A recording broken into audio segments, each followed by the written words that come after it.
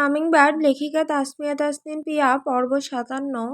অরার অসুস্থতার জন্য অনেক কিছু মিস করতে হয়েছে তাকে। যেমন তালহার তামান্নুর বিয়ের যাবতীয় কেনাকাটার সময় অরা সঙ্গে থাকতে পারেনি, তবে আরিশ পুরোটা সময় তাকে ভিডিও কলে যুক্ত রেখেছিল।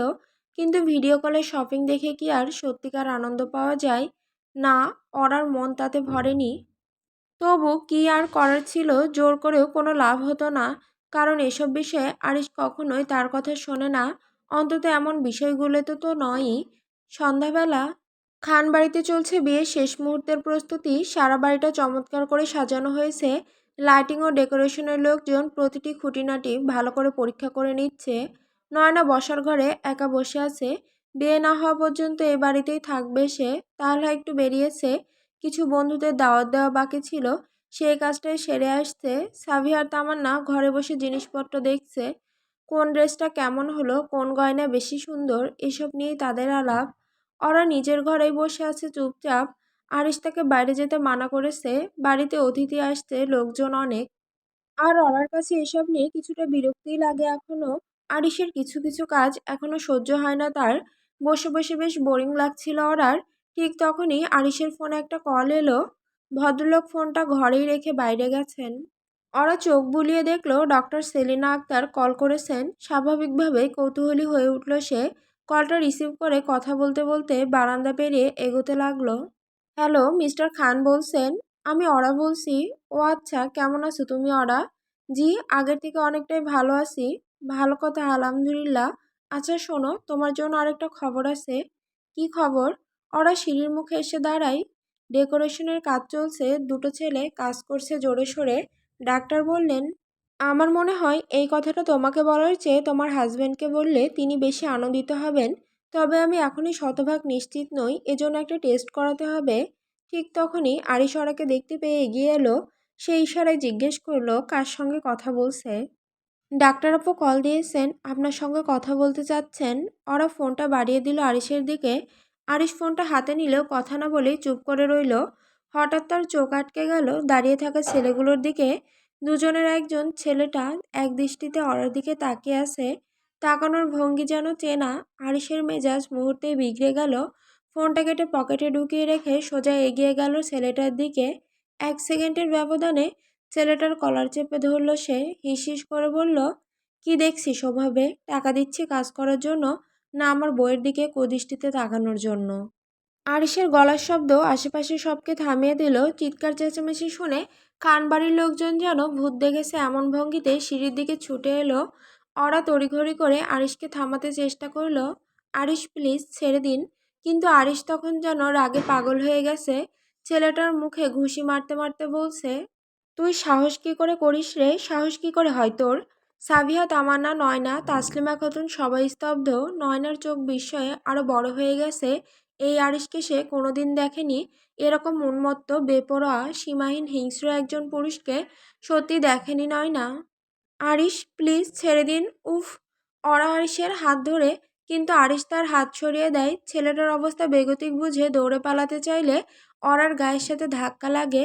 ফলশ্রুতিতে মুহূর্তেই সিঁড়ি থেকে ছিটকে নিচে গড়িয়ে পড়তে শুরু করে। ঘটনার আকস্মিকতায় হতভম্ব হয়ে তাকিয়ে আছে সবাই। ডেকোরেশনের লোকজন জড়সড় হয়ে দাঁড়িয়ে আছে। শুকিয়ে কাঠ হয়ে গেছে তাদের মুখ। আর সেই ছেলেটা বাড়ি থেকে দৌড়ে বেরিয়ে গেছে। আরিশ যতক্ষণে অরাকে ধরার জন্য পা বাড়ালো, ততক্ষণে দেরি হয়ে গেছে। ওরা সিঁড়ি থেকে গড়িয়ে পড়ার পর নিথর হয়ে পড়ে আছে। তার মাথার পাশে রক্তের লাল রেখা, কপালে কেটে গেছে। নয়না আপু বলেই চেঁচিয়ে উঠে দৌড়ে অরার কাছে আসে। আপু, আপু কথা বলো। অরার চোখ আধখোলা, ঠোঁট নীলচে, নিঃশ্বাস ভারী, গলায় এক টুকরো শব্দ বের হয়। আরিশ। নয়না মুহূর্তে কান্না জুড়ে বসে। তুমি চোখ বন্ধ করবে না, শুনছো? চোখ খোলা রাখো। আরিশ যেন বরফের মতো জমে গেছে। তার জন্যই এমন ভয়ঙ্কর দুর্ঘটনা ঘটল। পায়ের তলার জমাট কুয়াশা, বুকের ভেতর গলগল করে বয়ে যাচ্ছে ভয়। হঠাৎ জোরে গলা ফাটিয়ে উঠে আরিশ অরাকে কোলে তুলে নেয়। অরার মাথা ঝুলে পড়ছে তার কাঁধে। জলিল, জলিল গাড়ি বের কর। তার কণ্ঠে উন্মাদনা, কান্না, অপরাধবোধ সবকিছুর ঝাপটা। অরার নিঃশ্বাস যেন এক একবার আসছে, থেমে যাচ্ছে। মাঝে মাঝে শরীর কেঁপে উঠছে অদ্ভুতভাবে। তার পেটের ওপর হাত রেখে গুঙিয়ে আসা স্বর ফিসফিস করে বলে, ব্যথা করছে ভীষণ পেটটা। হাসপাতালের করিডোরের হলুদ আলোয় থমথমে পরিবেশ। সোলাইমান মল্লিক, আরিশ আর তালহা তিনজন তিন কোণে পায়চারি করছে, যেন কেউ ভেতর থেকে খবর নিয়ে বেরিয়ে আসলেই হুট করে দৌড়ে যাবে তার দিকে। করিডোরের একপাশে মাথা নিচু করে বসে আছে রোকসানা। নয়নার হাত আঁকড়ে ধরে কাঁদছে ফুপিয়ে। নয়নার মুখও ভেজা, কিন্তু সে নিজেকে শক্ত করে রেখেছে। আরিশের শার্টে বড় বড় রক্তের ছোপ, বুক বরাবর ছড়িয়ে পড়েছে লালচে ছোপগুলো। সেই রক্ত কার?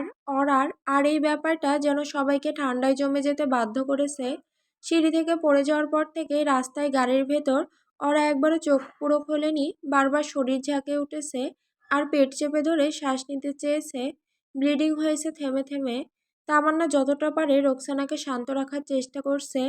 আন্টি, চিন্তা করবেন না, অরভাবী ঠিক হয়ে যাবে, ভেতরে ডাক্তাররা আছে। কিন্তু রোকসানা কোনো কথা শুনছে না, শুধু বলছে, আমার মন কুডাকছে তামান্না, আমার মেয়েটার কিছু একটা হয়েছে। নয়না মাকে জড়িয়ে ধরে বুকে। কোথায় রাত পোহালেই সবার বিয়েবাড়ির আনন্দে মেতে ওঠার কথা ছিল, তার বদলে এখন করিডোর জুড়ে কান্নার শব্দ, উন্মাদ আরিশের আর্তনাদ আর প্রত্যেকের বুকে চেপে বসা এক ভয়াবহ নীরবতা। আরিশ যেন বদ্ধ উন্মাদ হয়ে গেছে, কিছুক্ষণ পর পর হাওমাও করে কেঁদে উঠছে সে। তালহা কোনো মতে আরিশকে বুঝিয়ে শুনিয়ে শান্ত করছে। আমাকে ভেতরে ঢুকতে দিল না কেন? ডাক্তার এতক্ষণ কি করছেন ভেতরে? ভাইয়া, শান্ত হও, ভাবিকে আগে দেখুক, তারপর তো জানাবেন। সোলাইমান আরিশের অবস্থা দেখে পাশে এসে দাঁড়ালেন, কাঁধে হাত রেখে বললেন, ডাক্তারকে দেখতে দাও, অপেক্ষা করা ছাড়া কিছু করার নেই আমাদের। আরিশ শান্ত হতে পারে না, তার হামিংবার্ড চোখ বন্ধ করে আছে, কথা বলছে না। সে কিভাবে শান্ত হতে পারে? এর মধ্যেই কেবিনের দরজা খুলে গেল। সাদা অ্যাপ্রন পরা ডাক্তারের মুখটা ক্লান্ত, চোখে চাপা গম্ভীরতা। ডাক্তার সেলিনা আক্তার কেবিন থেকে বেরিয়ে এলেন। তার কোনো কথা না শুনেই আরিশ দৌড়ে গেলেন তার দিকে। প্রায় ছুটে গিয়ে সামনে দাঁড়িয়ে পড়লেন। ডাক্তার, ওরা ওরা ঠিক আছে? তার গলা কাঁপছে, চোখ দুটো ছলছল করছে, বুকে হাত চেপে দাঁড়িয়ে আছে। ডাক্তার সেলিনা এক মুহূর্ত চুপ করে দাঁড়িয়ে থাকেন তার দিকে, তারপর ধীরে বলেন, মাথায় ছোট একটা আঘাত লেগেছে, কিন্তু সেটা বিপজ্জনক না। আমরা স্ক্যান করেছি, ব্রেইনে আঘাত নেই, হাতের একটা হাড় হালকা চির ধরেছে। তবে তিনি থামলেন, আরিশের বুক কেঁপে উঠল। তবে তার কণ্ঠ আরেকটু নরম হয়ে এলো। ডাক্তার সেলিনা এবার সরাসরি তাকে বললেন, মিস্টার খান, উনি গর্ভবতী ছিলেন প্রায় 6 সপ্তাহের মতো। ওরা নিজেও জানতো না হয়তো। আমি সন্দেহে এটা বলতে কল করেছিলাম। সন্দেহ করেছিলাম ওরা প্রেগনেন্ট কিনা, সেজন্য একবার টেস্ট করাতে বলতে চেয়েছিলাম। সম্ভবত আপনিও জানতেন না, কিন্তু দুর্ভাগ্যজনকভাবে পড়ে যাওয়ার কারণে ওরা মিসক্যারেজ করেছে। I am sorry. কথাটা যেন মুহূর্তেই দেয়ালের মতো ধাক্কা দিল আরিশকে। পেছন থেকে রোকসানার মুখ থেকে বেরিয়ে আসে অস্ফুট চিৎকার, ওরা প্রেগনেন্ট ছিল। তিনি কাঁদতে কাঁদতে এক হাতে মুখ চেপে বসে পড়ে। হঠাৎই তামান্না রোকসানার হাত ধরে। তালহা হতবাক, কিছুই বলতে পারছে না। তাসলিমা খাতুনও চুপ করে আছেন। সোলাইমান ধপ করে ফ্লোরে বসে পড়ছেন। নয়না ওনাকে সামলাচ্ছে। আরিশ এক পা পিছিয়ে গেল, ঠোঁট কাঁপছে, চোখ জলে ঝাপসা। সে জানতো না, আমিও না। ডাক্তার বললেন, এটা খুব কমন, অনেকেই প্রথম কয়েক সপ্তাহ টের পান না, কিন্তু পড়ে যাওয়ার ধাক্কা, অভ্যন্তরীণ শকে এমব্রিও আর টিকে থাকতে পারেনি। এখন জরায়ু পরিষ্কারের জন্য একটা ছোট প্রসিডিওর করব, ডিএনসি। চিন্তার কিছু নেই, আমরা সব ব্যবস্থা নিচ্ছি। আরিশ কিছু বলতে পারছিল না, তার চারপাশটা যেন ঘূর্ণি হয়ে ঘুরতে লাগলো। শুধু একটা কথাই মাথায় ঘুরছিল, আমাদের অজান্তেই একটা প্রাণ চলে গেল, ওরা জানতেই পারল না। ডাক্তার সেলিনা ধীরে ধীরে হেঁটে চলে গেলেন, পিছনে ফেলে গেলেন এক চাপা ভারী নিঃশ্বাসে মোড়ানো গুমট নীরবতা। 1.5 ঘন্টা পর অপারেশন থিয়েটারে দরজা খুলে গেল। দুজন নার্স স্ট্রেচারে করে ওরাকে কেবিনে নিয়ে এলো। চোখ বন্ধ, মুখে অক্সিজেন মাস্ক, হাতে স্যালাইন এবং শরীর নিস্তেজ। আরিশ উঠে দাঁড়িয়েই থমকে যায়। ওরাকে এই অবস্থায় দেখে নিঃশব্দে চোখের জল ফেলতে থাকে সে। হাতে কাগজ, রিপোর্ট আর চোখে ক্লান্তির ছাপ নিয়ে ডাক্তার সেলিনা পাশে এসে দাঁড়ান। সব ঠিকভাবে হয়েছে, আমরা জরায়ু পুরো পরিষ্কার করেছি, এখন বিশ্রাম দরকার। শারীরিকভাবে ঠিক হয়ে যাবে কিছুদিনের মধ্যে, তবে মানসিকভাবে আপনাদের সবাইকে পাশে থাকতে হবে। ওরাকে কেবিনে শুয়ে দেওয়া হয়েছে। রোকসানা তার মাথার পাশে বসে কপালে হাত বুলাতে থাকে। নয়না ধীরে ধীরে তার হাত চেপে ধরে। আরিশ একটু দূরে দাঁড়িয়ে, কথা বলতে পারছে না, শুধু তাকিয়ে আছে। ঘণ্টাখানেক পর অরার চোখ দুটো ধীরে ধীরে খুলে যায়, আলো ধাঁধিয়ে যায় তার চোখে। আরিশ সতর্ক হয়ে ওঠে। মা, আমি কোথায়? গলা কাঁপা কাঁপা রোকসানা ফোঁপাতে ফোঁপাতে বলে, তুই হাসপাতালে পড়ে গিয়েছিলি, এখন তুই নিরাপদ। মা, আমরা তোকে নিয়ে হসপিটালে আছি। ওরা চোখ ঘোরায়, নয়নাকে দেখে, তারপর ধীরে ধীরে মুখ ফিরিয়ে তাকায় আরিশের দিকে। আরিশ আরিশ এগিয়ে আসে, নিচু গলায় বলে, আমি এখানে আছি, আমি তোমাকে একটু ছেড়ে যাইনি। ওরা চোখ বুজে ফেলে একবার, তারপর হঠাৎ যেন কি যেন মনে পড়ে যায়, পেটের উপর ধীরে হাত রাখে সে। আমার পেট ব্যথা করছে, কেমন যেন লাগছে, অস্বস্তি লাগছে। কিছু হয়েছে? ডাক্তার, ডাক্তার কি বলেছে কিছু? রোকসানা আর নয়না মুখ নিচু করে রাখে, কেউ কিছু বলে না। আরিশি এগিয়ে আসে ধীরে, তার কণ্ঠ কাঁপছে, কিন্তু ঠোঁট শক্ত করে ধরেছে সে। ভেতর ভেতর অদ্ভুত এক অপরাধবোধ কাজ করছে তার, সেজন্য অরার পাশে যেন বসেনি এতক্ষণ, কিন্তু এখন আর দূরে থাকার সময় নেই। সে অরার পাশে বসে সকলের সামনেই অরার কপালে একটা চুমু দিয়ে বলে, তুমি প্রেগন্যান্ট ছিলে, আমরা কেউ জানতাম না, এমনকি তুমিও না। কিন্তু একটা দীর্ঘ নিঃশ্বাস নেয় আরিশ, কিন্তু পড়ে যাওয়ার ধাক্কায় আমাদের বাচ্চাটা আর নেই। ওরা প্রথমে বুঝে না, চোখে একটা শূন্যতা, 1 সেকেন্ড 2 সেকেন্ড, তারপর মুখে ধীরে ধীরে নেমে আসে হতবিহ্বলতা। চোখ বড় হয়ে যায়, ঠোঁট ফাঁকা হয়ে পড়ে। আমি মা হতে যাচ্ছিলাম, থেমে যায় সে, শুকনো ঢোক গিলে ফের বলে, কিন্তু আমি জানতাম না, আমি তো একটাবারও অনুভব করতে পারিনি। ওরা হাউমাউ করে কাঁদে না, শুধু চোখ দিয়ে অশ্রু গড়িয়ে পড়ে নিঃশব্দে। এক হাত পেটের ওপর, অন্য হাত চেপে ধরে আরিশের কাঁধ। আরিশ, আমাদের বাচ্চাটা চলে গেল। তার গলা ভেঙে যায়, আরিশ তার কপালে মুখ গুজে কান্না চেপে রাখে। হাসপাতালের এক কোণে এক দম্পতি চুপচাপ বিদায় জানায় একটি অনাগত প্রাণকে। সে এসেছিল নিঃশব্দে, আর চলে গেল আরও নিঃশব্দে, একটিবার মা বা বাবা ডাকার সুযোগও না দিয়েই। রোকসানা মেয়ের এমন ভেঙে পড়া সহ্য করতে না পেরে নয়নার হাত ধরে কেবিন থেকে বেরিয়ে যায়। নয়নাও চোখ মুছতে মুছতে পিছনে তাকায় অরার সেই ফাঁকা চাহনির দিকে।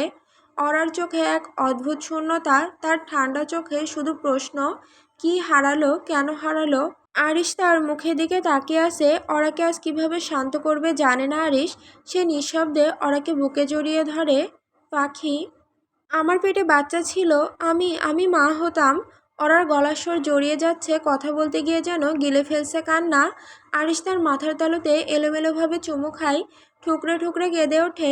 অরাও আর ধরে রাখতে পারে না, চোখ বন্ধ করে, বুক কেঁপে ধরে, হঠাৎ ফুঁপিয়ে ওঠে, অবশেষে শব্দ করে কান্না জুড়ে বসে।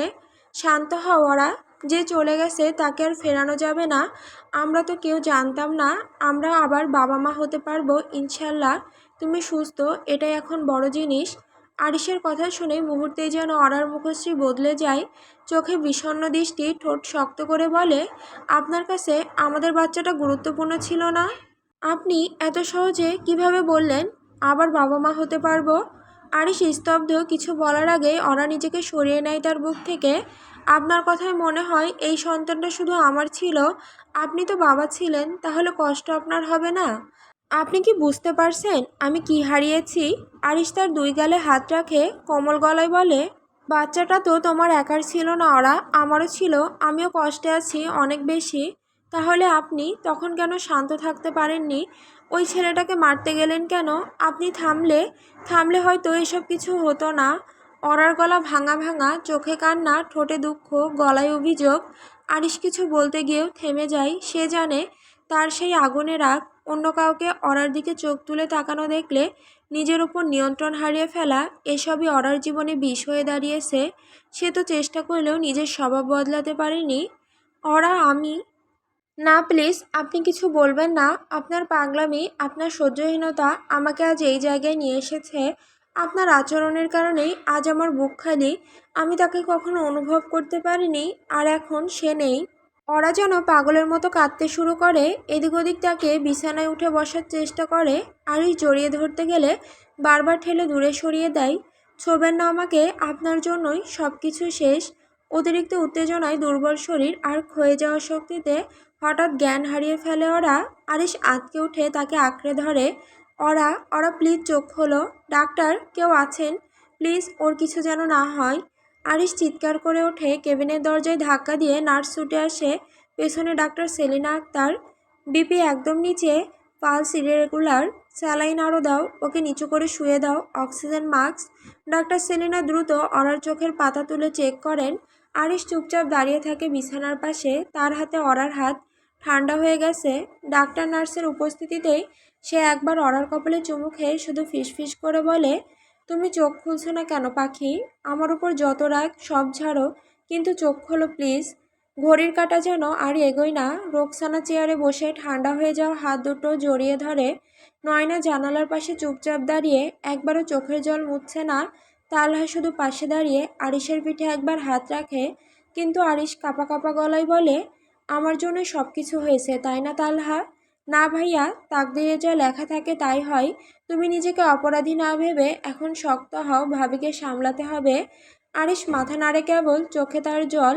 ডাক্তার সেলিনা ধীরে কেবিন থেকে বেরিয়ে বলেন, ওরা শকে চলে গিয়েছিল, ওভার স্ট্রেস, ভয় নেই, ও ধীরে ধীরে জ্ঞান ফিরে পাবে। সবাই একটু হলেও স্বস্তির নিঃশ্বাস ফেলে, কিন্তু আরিশের মন শান্ত হয় না। অরার বলা কথাগুলো তাকে ভেতর ভেতর শেষ করে দিচ্ছে। সত্যি কি সব কিছুর জন্য সে দায়ী?